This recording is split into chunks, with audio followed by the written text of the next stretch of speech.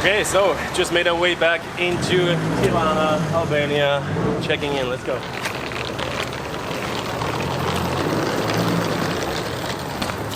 You know, the question keeps coming up, Danny. Are you backpacking the world? I'm suitcasing.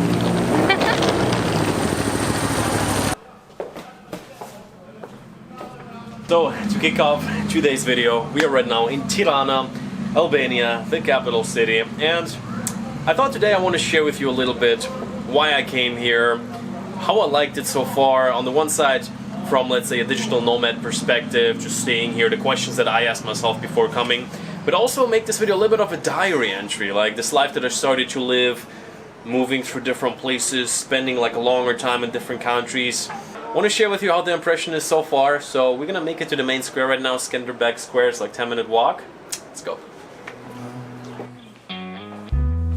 AAA credits are right. And before we're gonna get into the video, I think tomorrow or something I'm gonna film a Q&A. There have been a few questions popping up and also a bigger project that I want to share with you about. So if you have any questions about, let's say, who am I, what do I do, and let's make it a little bit more interesting. Like the usual questions is like, hey, how much do you weigh, how tall are you, where are you from?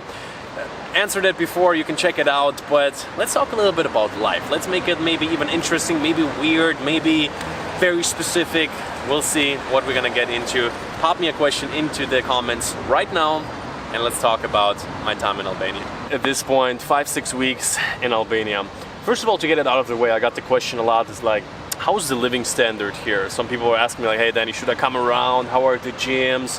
How is transportation? And overall, also like from closer friends, I've been getting questions like, well, how is it? Is it worth traveling to? And like me, before I came here, I also didn't know what would expect me. So kind of to share a little bit the background of why I came here, why I moved here for a few months.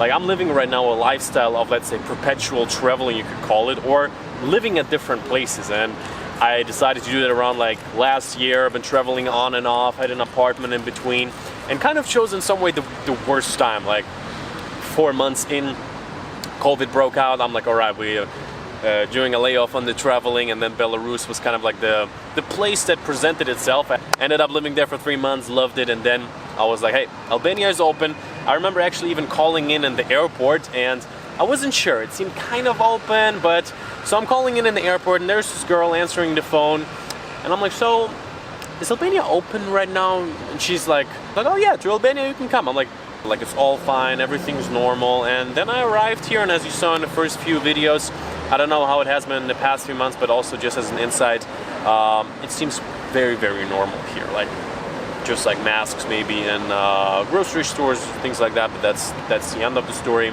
And just speaking, let's say, about transportation in Albania, infrastructure, it reminds me of Eastern Europe in many ways. Also, let's say, with the communist background, they had a communist regime for quite a long time. And also when my sister was visiting, I'm like, so what do you think? What's your first impression? She's like, it's kind of like Ukraine in many ways.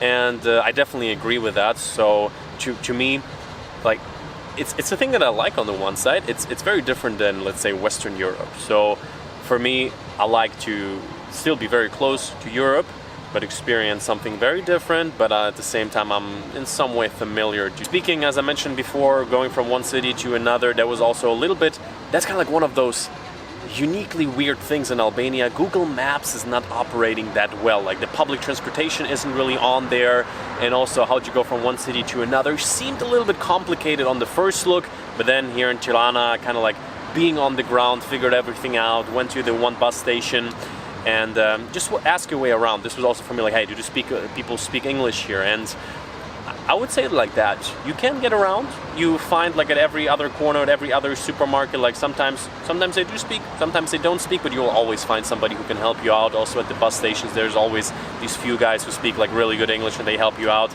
Actually, it was really easy to get around through Albania, like with, let's say, public transport in the way of buses. So if you want to travel the country, I also had a friend, he traveled here before COVID. You definitely can do that like very easily. And let's speak a little bit about, let's say, my time here so far. Like, just as I said, we're gonna do it today a little bit as a diary, a little bit as a wrap-up of this time, because right now I'm spending like around 2 weeks in Tirana, actually working on a bigger project right now.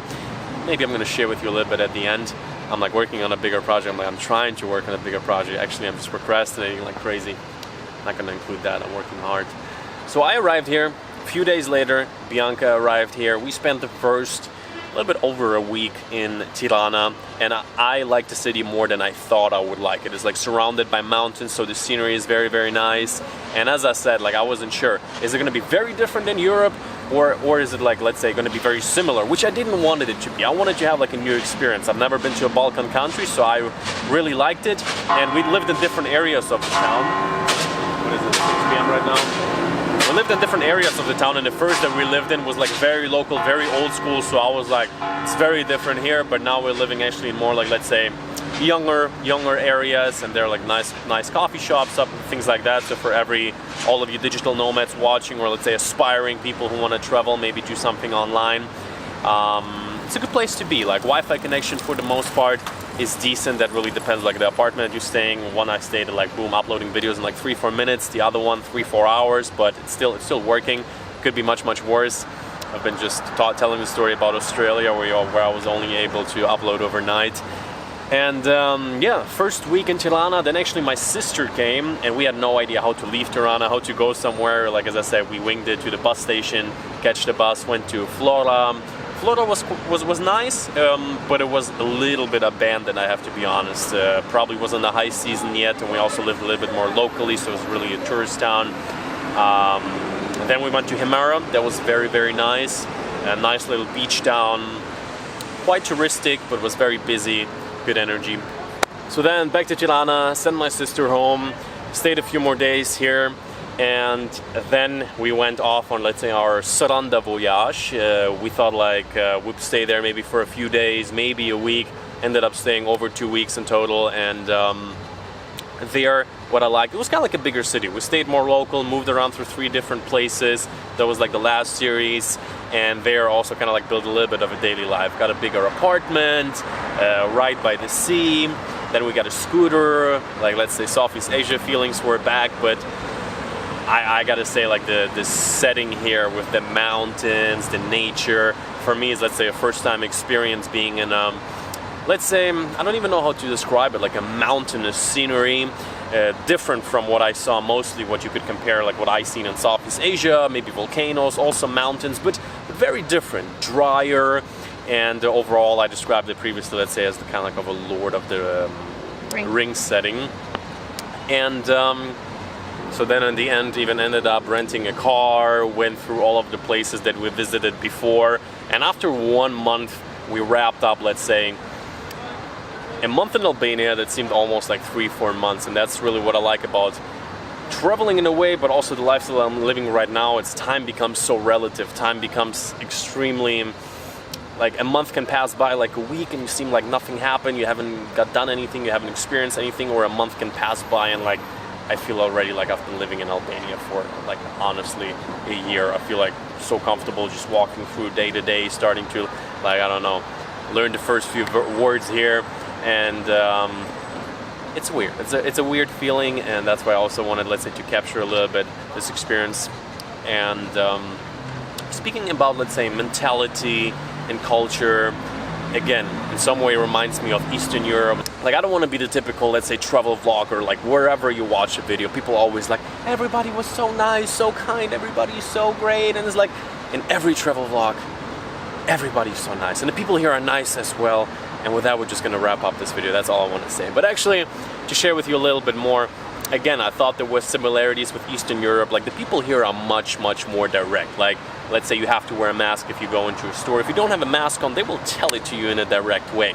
But with that also, there's a certain honesty and authenticity to it. Like, at some point I had to go to the police station, maybe a story for another video. Nothing too crazy. But these guys that also came out, they didn't really speak English. And at first they were very much like, hey, what's up? Well, like, what do you want, huh? And then we started to like play around with Google Translator. There were like Ashki, Albanian, da-da-da. And it was actually a funny situation in the end. They tried to teach me a little bit of Albanian. We communicated, and in the end, like, even though sometimes it starts off a little bit more direct, the people here generally, I have the feeling that they like for Westerners to come. They're very patriotic. They want to show the country from the best side. And I really like that. So the people are definitely welcoming in that way. Also, like speaking of this one rooftop bar we've been going to, in the beginning there like it was a little bit more of a local bar. They're like, who are you? Like, you're not local, like what are you doing here? But once you kind of like get to, like, you pass by a few times, you chat with them, and that reminds me of I have this one friend, and he tells me like chatting up people means flirting with people. Yeah, that's what it means. I'm always like, yeah, you just chat up the dudes in the rooftop bar. So you chat with them, okay? Okay, Connor? Brother to brothers, huh? Yeah, like the movie you watched. Brothers to brothers. And then actually after visiting a few times, after having a chat for a few times, it becomes like very familiar and like a very familiar environment, and people are very warm in that way that it's kind of like a little bit more brotherly, so to say. So, do you agree? Yes. Okay. Do you want to mention that they don't really use credit cards here? Yeah, it's like one of the countries that they love cash here. It's like least credit card using.